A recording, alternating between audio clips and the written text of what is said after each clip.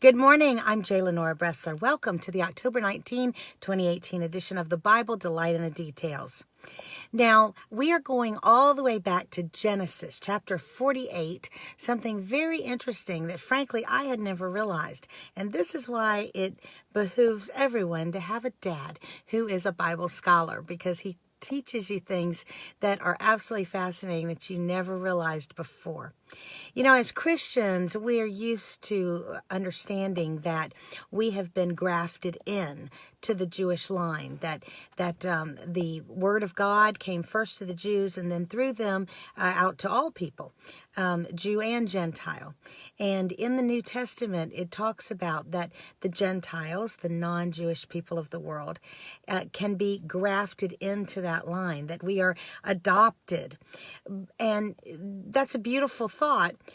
It goes way, way back, though, and I think that maybe we don't even realize just how far back.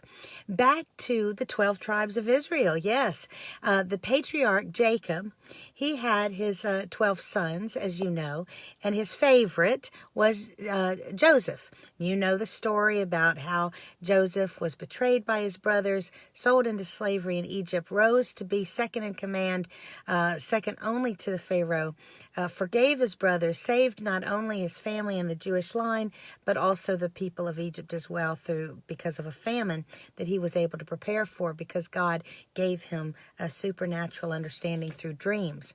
Well, in chapter 48 of Genesis, we have Joseph taking his two sons, both of whom had been born in Egypt, to an Egyptian mother. He had been given by the Pharaoh apparently a very well-off, very socially high-up woman. She was the daughter of a priest, and she had borne him two sons, the older Manasseh and the younger Ephraim.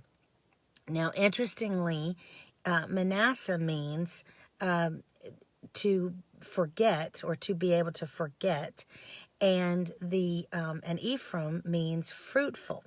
Now, when Jacob was dying, Joseph brought the two boys, Jacob's grandsons, by an Egyptian mother to him for a blessing, and he did bless them.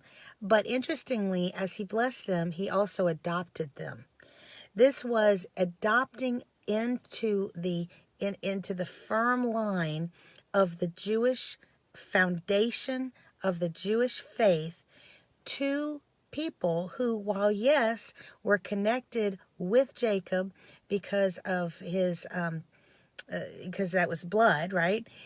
Also, were Gentiles as well, because they were from a Egyptian mother. And he grafts them into the basic foundation of the 12 tribes of Israel. Absolutely fascinating.